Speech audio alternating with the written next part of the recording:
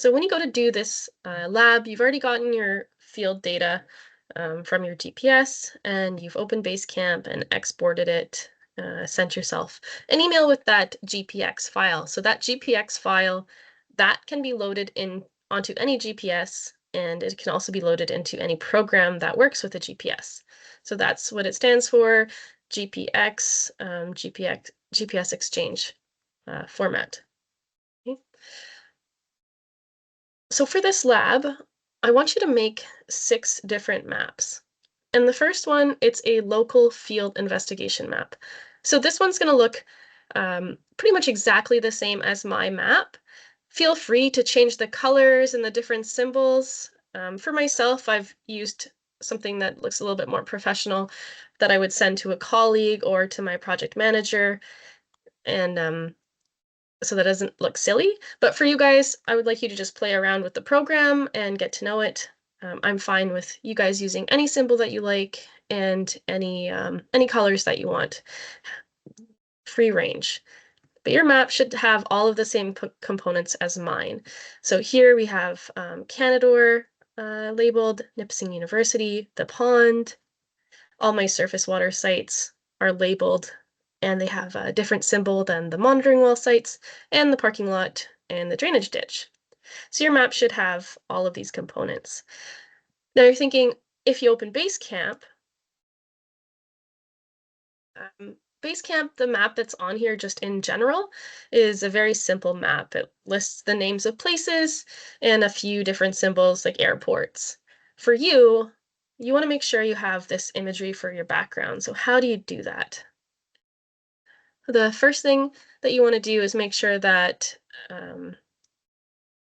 you have a new list to store all of your data. So go on My Collection and right-click and open a new list.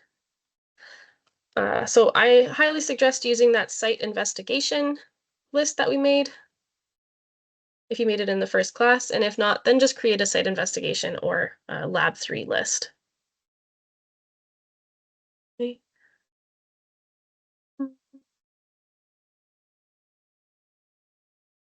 Site investigation. Enter. So there it is. And there's no data in it, so when it's selected, you don't see any data in here.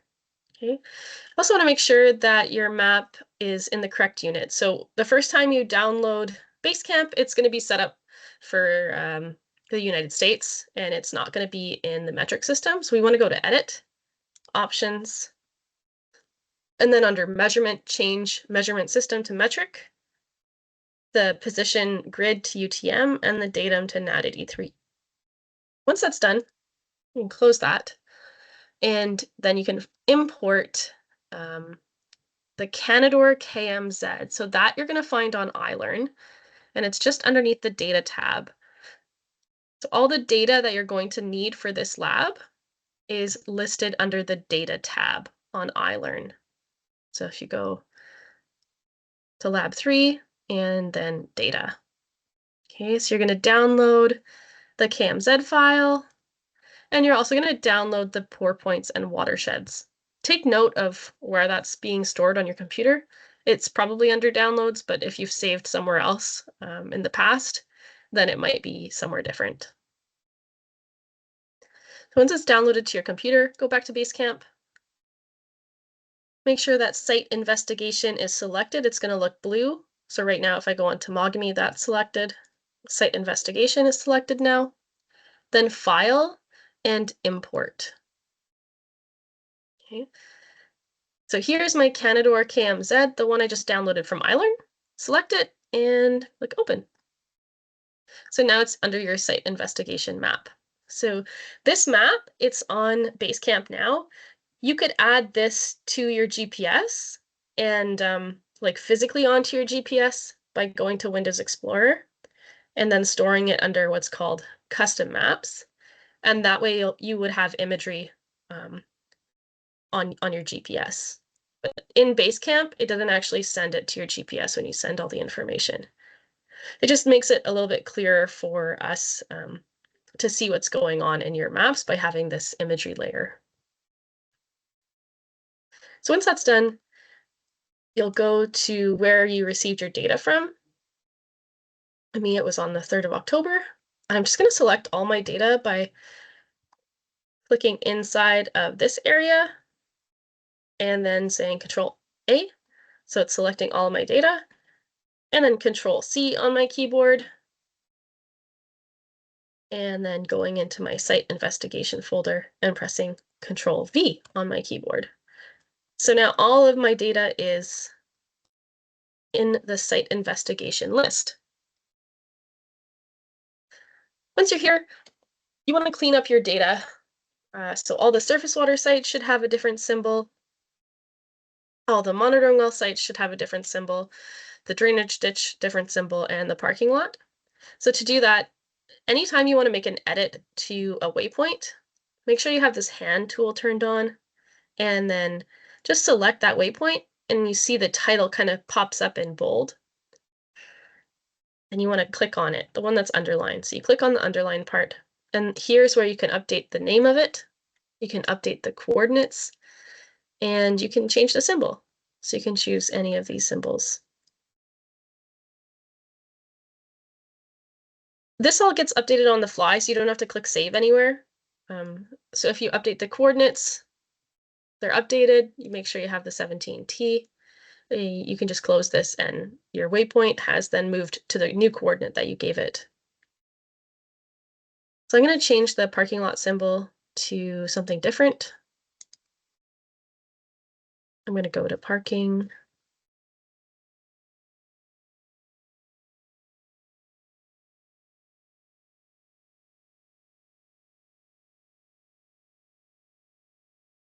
Here we go. There it is.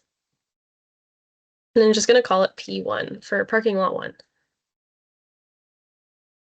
I'm going to just close this, and now it's called parking lot 1, so P1. So you do the same thing for all the other ones. If you want to change the symbol of a track, you select the track just by clicking on it, or you can also select it down here on this side view. Anything that's in gray means it's selected. So if you just click on it, it's selecting a different portion of track. So all of a sudden this one. But for us, I want to change this track to a different color. So make sure it's selected. And then I'm going to click on the name of the track here, and it's showing me it's a track with these two little footprints. So I click on that, and I can update the color of it right here. So instead of it being cyan, I'm going to just change it to yellow. Again, don't have to press OK. It's already updating on the fly. Just close the window, and it's changed. So for your first map, that's pretty much what it is. Just make sure you don't have any duplicate points for SW01 or 02. Make sure you only have 3 points for your monitoring wells, only 1 point in the parking lot, and then your drainage ditch, the first one should be called outlet, and then everything else could be DD1 all the way up to the end. So that's that one. You're going, how do I get this to PowerPoint? So this is very industry related.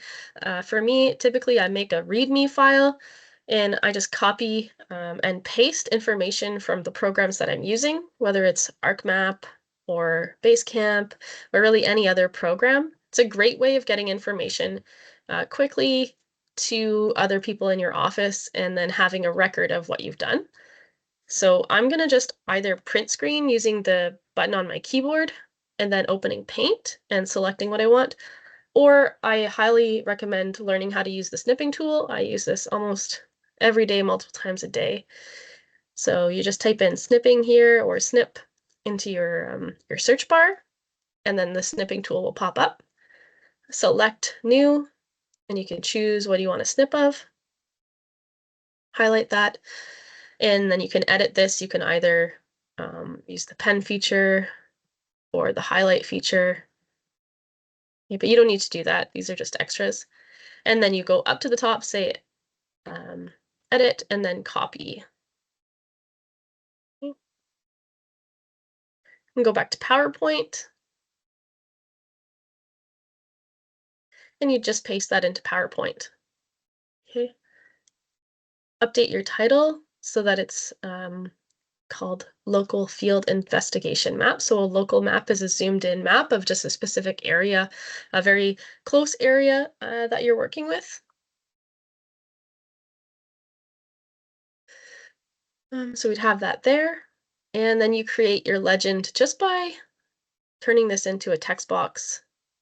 I'm calling this legend. And then changing the size, so like 14 maybe, and starting saying surface water sites. Okay. So to get the symbol that you're going to use for the surface water site, just go back into Basecamp. And if you open a surface water site, you just snip this. So new and a snip, just like that. Okay, paste it in here, resize it so that it looks good with the text size you're using, and just plop it in. To label the features on your map, just go insert text box, and then type in Canadore College. And then resize that so that it makes sense. Well, maybe 10, try that. And bold. Oh, that looks pretty good. So you do the same thing with the pond, and then just make sure you have all the other features that I have in the example map listed. So the first one's pretty easy, and this is something that I would do for any time that pretty much I'm out in the field and I'm trying to get data across to someone else. You can easily put in notes to say what I did and where I was at whatever time. They can see exactly where I went using this, just looking at the track. And anyone could go into Basecamp if I sent them the list along with this PowerPoint file, and they could look at exactly my sections of track, calculate areas from them, etc. So for the second map, it's a regional watershed map. So regional map is more zoomed out. You see more of the region. And we're going to take the watershed data that is on iLearn. So here under that data folder, pour points and watersheds. So wherever you downloaded that, that's what you need for this map.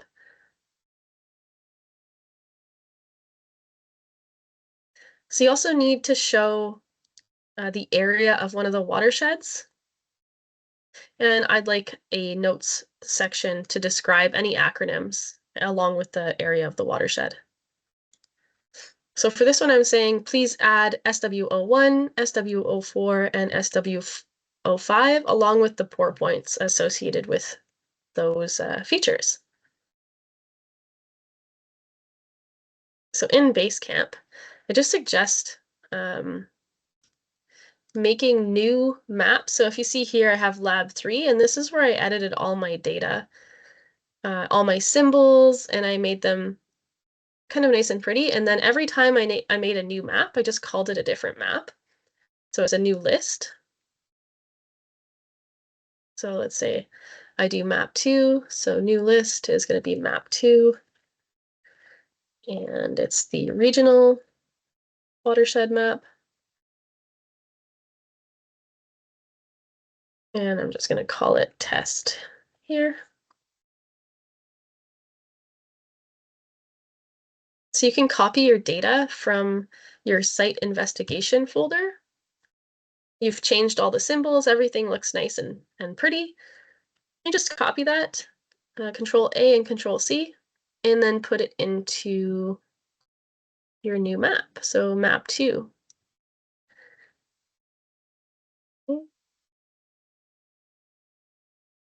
Or select the features one by one that you want or don't want in that map. Okay, so we want to add the watersheds. And to add the watersheds, they've already been downloaded onto your computer, so go to your downloads folder. So for this map, you need SWO1, so drag it in.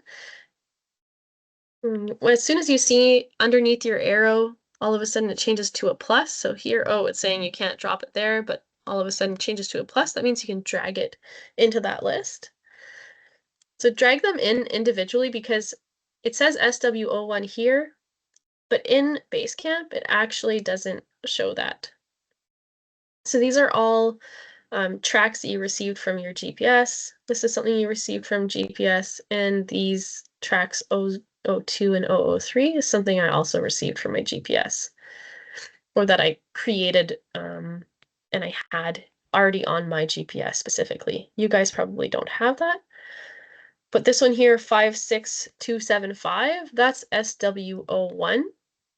So you're going to update that to SWO1 before you add the next one. And for me, I already have something that's called SWO1, so that's why it's popping up with this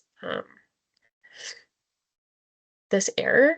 So I'm just going to add in a couple of underscores to make sure that I don't get that error. So this is my SWO1 track. And then I'll go and add in my SWO4. Okay, again, update that.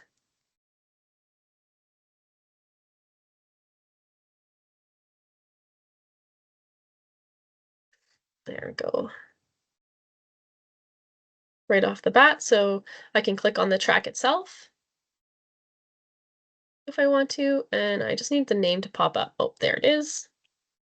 And I can edit the name over here, SWO4, and I need a couple underscores, but you guys probably won't need the underscores.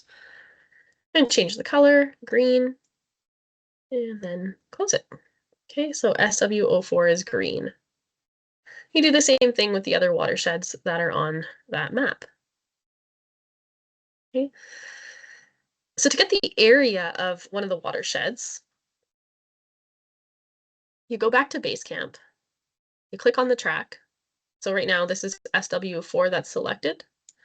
Okay. And then you select the name. Okay. You can select all the points that are listed or any number of points that you want. Okay, so for me, I want all of the points that are listed, and I select all of them. And this is where it will show me my area right up here. So 5 square kilometers. All of a sudden the track changes from that green color to orange. That means that's the specific section of track that was selected. If I only did half of this track here, this is the section it's selecting, and it has a different area for that section. Okay, so it's going in between all of these points and then connecting them with an invisible line right here to get the area that's in between. Okay, so all of this area is what it is showing me right here. That's what it's calculating the area for. So you just do all of the watersheds, so select all the points, you can select the first one, then Control A on your keyboard, and it selects all of them. So now you just do a little screenshot of this. New screenshot. Okay, and that's your area for the SWO4 watershed. Okay, add that to your map just by going Control V, resize it so that it looks nicer. Put it somewhere that's not going to cover the north arrow or the scale bar. Mine looked pretty good there. And then just make sure you have all of the notes, this title, your name, date, and the date's the date that the map is created on this map. So for the next map, it's a provincial watershed map. Here you're going to do the same thing, but you're adding SW05, 06, 07, 08, and the Arnprior watershed, and these are all in the data that you download off of iLearn. Okay, so you're just going to drag those into your map, or copy and paste them between the site investigation folder and the new list that you're going to create for this map. So new list, this is map 3, provincial watershed map.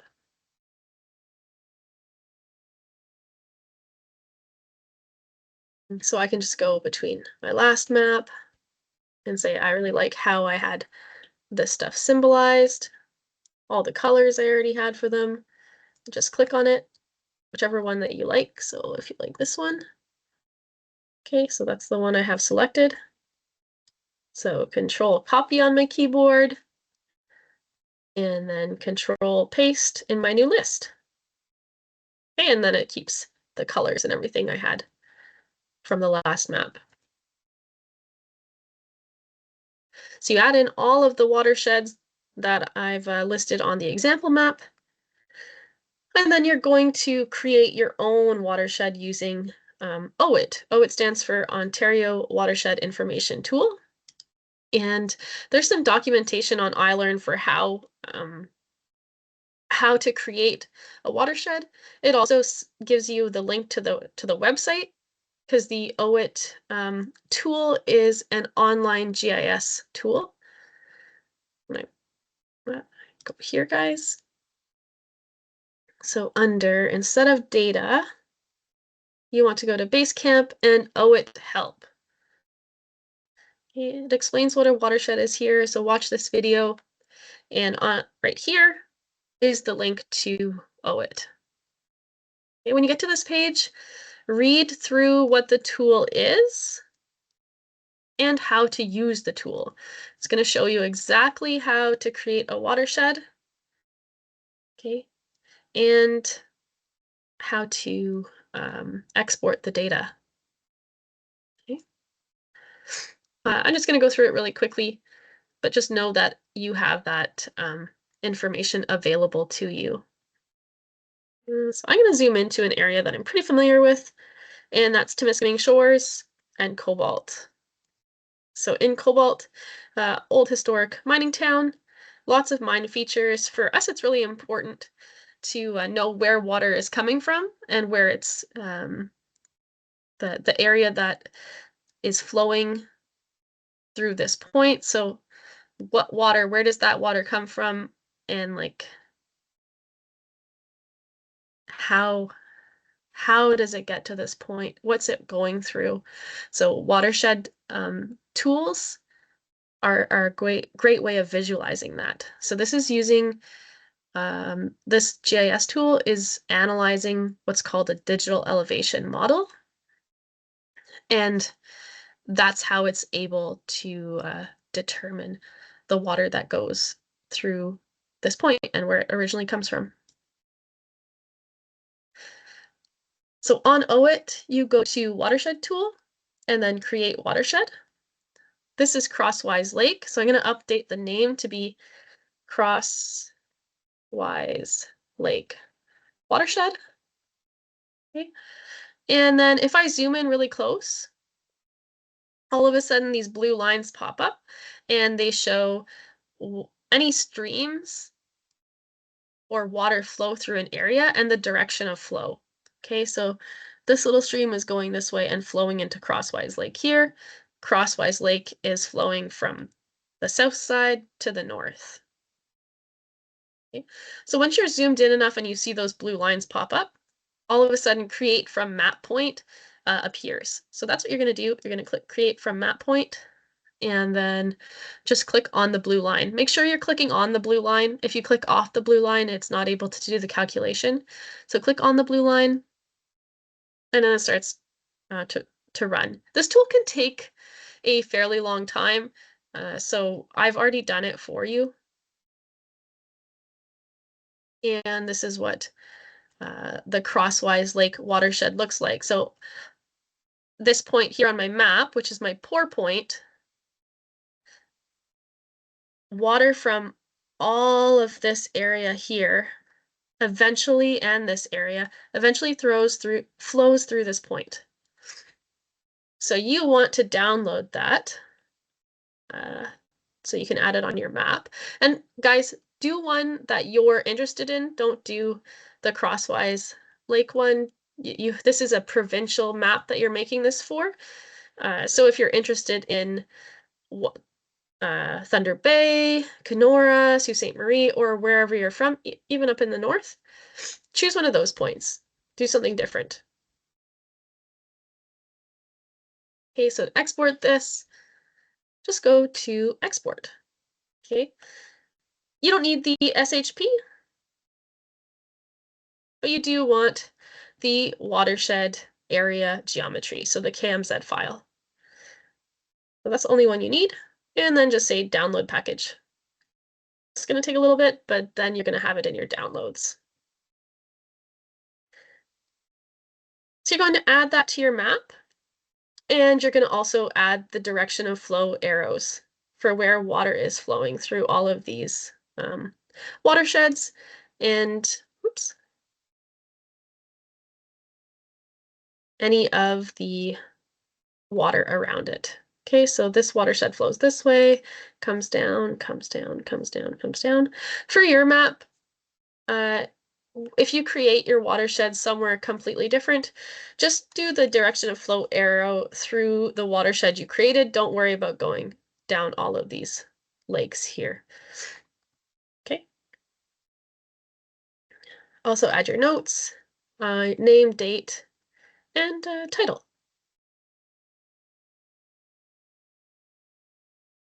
For the fourth map, we're calling this a site investigation photos for surface water and monitoring well sites. Okay. This is where you need to learn how to geotag a photo in Basecamp. So you go to Basecamp, create a new list for this new map. Okay, new list. Map 4.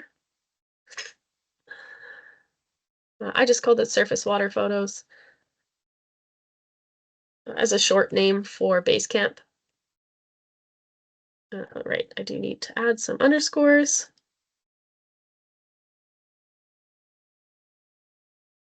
Oops. Okay. And then just copy your data from your site investigation into surface water photos. Control A, Control copy, Control V. Okay.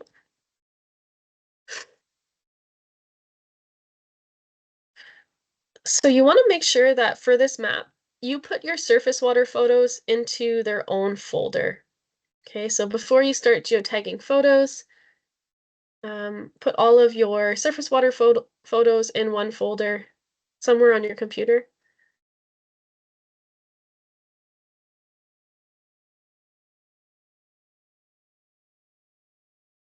So for me, that looked like DD for drainage ditch, groundwater, GW for groundwater, my parking lot photo, and my surface water photos. And these are just the photos themselves. These are not the pictures of the compass bearing. So when they're in their own folder like this, you can go to wherever the track is, the portion of track where you took those photos. So for me, the surface water 1 photo, I'm going to click on this track and see how it highlights down here in on the left-hand side. This is the track that I've selected. I'm going to right-click on this track and say geotag photos using track. Okay. So I need to browse to the location where I've saved those photos. So here it is, surface water photos. Move this up and say, okay. And then you click next. Import photos into Basecamp after geotagging. Yes, make sure that's clicked. If you had a time difference between your phone and your GPS, then this is where you would change that. So here, it's either a plus or a minus. So you want to make sure that if there is one, you account for the difference in time. Okay, for me, I didn't have one, so I'm just going to keep on 0. Click next. And these are the photos that we're going to geotag. So for me, it's just that photo. Okay. Say geotag and then finish. Okay. So all of a sudden you see this photo is actually now in Basecamp. It's been geotagged based on the track. So what that means is the time that you took the photo is going to match up. It's going to look at your track and it's going to find out where that timestamp is on your track and give the photo the coordinates of that point on your track. Okay, so for example, if I select this track and it shows me all of these different points that it has, it's going to look at the one that's closest to the time on your track, okay, and give it that coordinate. This worked really well with older style cameras. Now we have a lot of cameras that actually geotag. They already give it coordinates on the photo. So if you're looking at your photo, there's already coordinates there. So this works really well with old cameras that aren't able to do that. It also works well if you have a GPS that's very precise, and the coordinates from your phone, they're not very precise. So it could give it a much more accurate coordinate than it would originally get from your Google Pixel or Apple phone. So that's on there. If you go back to PowerPoint, you want the coordinates for this photo. So these are the geotagged coordinates. If you go back to Basecamp and you select on the photo, I just selected it here. You can also just select it on the map. The name has to pop up though, so there it is. So click on it, and you can see exactly the coordinates for that photo. Okay, so those are the ones that you want.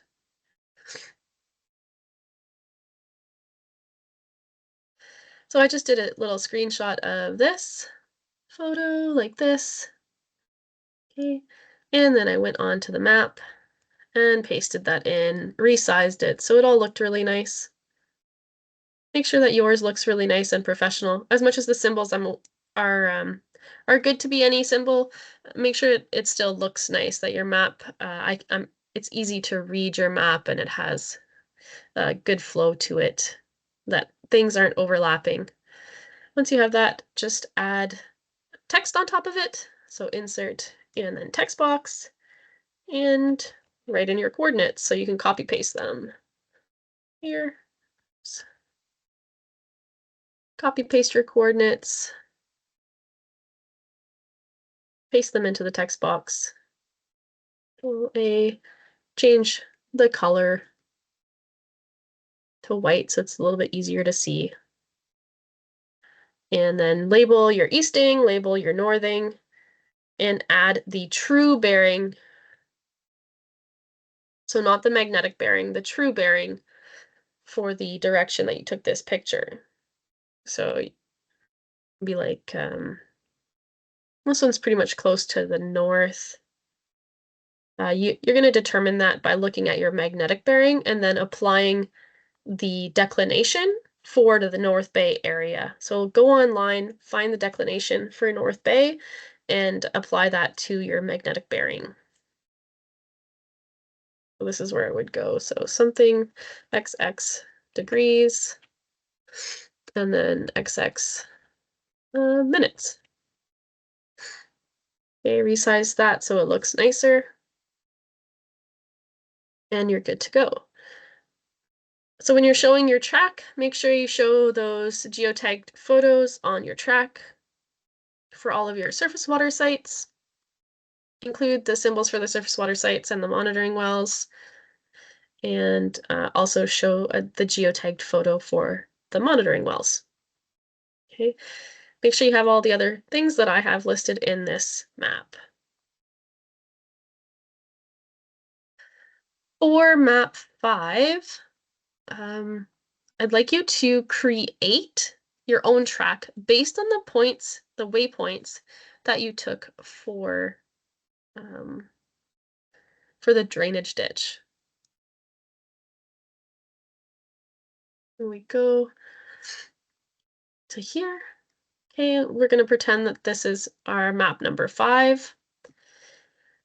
We're going to change all of these symbols so that they look like they're very consistent. I know they're part of the drainage ditch. And to create a track, you want to go up here, okay, new track, and then click between each waypoint.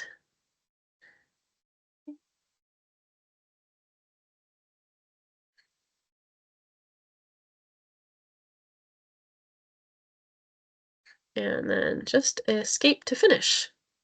Okay, you can click on the track that you just created and label it created track. Okay, change, yes, underscore. Change the name of it and the color of it. Okay, so that's your created track. You just created a track from different waypoints. Shows you the distance of that track, which is something that you're going to want. So the distance. And you also want to create a profile graph. So for the profile graph, you want your track that you actually walked in the field. So let's click on the hand again, click on the track, and it shows us what has been selected. Okay, so this portion of track has been selected. That portion of track is there, and this portion of track is there. Okay, so these are my different tracks that I have. And I want to show you how to split a track because yours is probably not going to be separated into 3 different ones like mine is.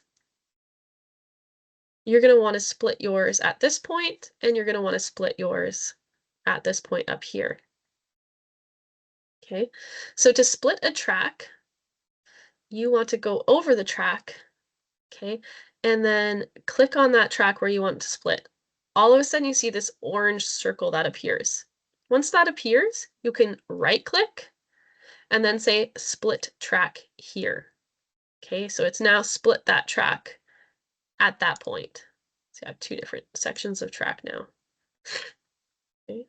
So you're going to do the same thing up here. Just click on a point that's at the end of your track. Right here. Okay, say split track here. Okay. So now you have one section of track that starts at the beginning of your drainage ditch and goes all the way to the end of the ditch. When you click on this track, it's selected, and then click on the track name. You get all of the information for each point on this track. So each little black dot on this track. There, there, there, there. And it's giving us the elevation for each one of those points. And if we click through here, on your screen, you'll see this orange circle, all of a sudden updates to the new point that you have selected. So for us, if we look instead of under properties, graph, this is the profile graph for the whole track. And it is for the section of track that you just split. If you don't split your track, it's going to show you for everything, and there's no way of just filtering or selecting specific points. It's going to show you the graph for the whole track. Yeah. So you're going to just kind of drag this out a little bit and then do a snip of it like that and say, okay, edit, copy, and then paste. Okay, resize this so that it looks nice with your map. And then label A and B where they should go. So A starts here. This is where my where point A is on the elevation profile. And for you guys, it's going to be right at the start because you split your track right at the start. And then point B is right at the end as well. Okay, so I have A here showing that it's A here on my profile graph and point B there showing that that's point B on my profile graph. So we know which direction that this profile graph is going and what points it corresponds to on the map. Okay. So you want the distance of the created track being shown on this map, and then you want the elevation of the actual GPS track that you walked in the field, okay, along with all the notes. And you also want to show your geotagged photos on here.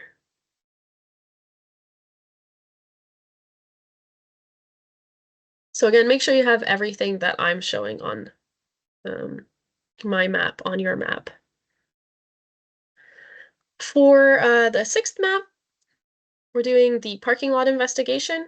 So we want the area of the parking lot.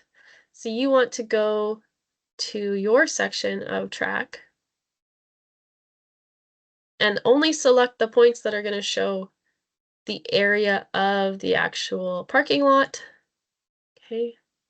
And you can check based on what is turning orange. Okay, so I know I need to, because this is the section of track that was selected, select a few more points. And you'd keep going until you have the whole parking lot selected, but just the parking lot and not this next section of track. Okay, then you can look at the area and you should get something similar to mine. It's not going to be the same though because it's using a different section of track. It's using a different track than what I'm using.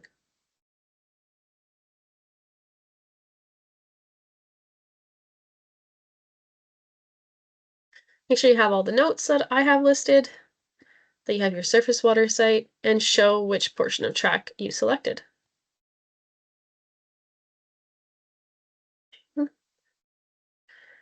At the very end, I'd like a coordinate table showing all of the coordinates for all of the sites, all of the drainage ditch points you took, and all of your photos that you took. It should tell me the type of the site. So this is a surface water site. This is a photo. You'd have ones for drainage ditch, etc. Have the eastings and northings, the lat longs. You'll need to go online to convert your eastings and northings to lat long. I would try and find a batch coordinate converter so you can just input your entire Excel table and then have that come out as lat longs, or just do it one by one using just a single coordinate converter online. And you can just search online eastings and northings to lat and long. Okay. Any of these will work fine. Show your magnetic bearing and then show your true bearing and the comment. So for your pictures, what was it a photo of? So all of this I'd like to be submitted to Dropbox as a PDF. To do that in PowerPoint, you go File, Export, and then Create PDF. That I find is the best way of doing it. So I hope that that helps, guys. Please let me know if you have any other questions, if you have any issues with Basecamp. Try and figure it out first on your own, and after that, feel free to send me an email. I will gladly help you guys out. And that's it. Have a nice day.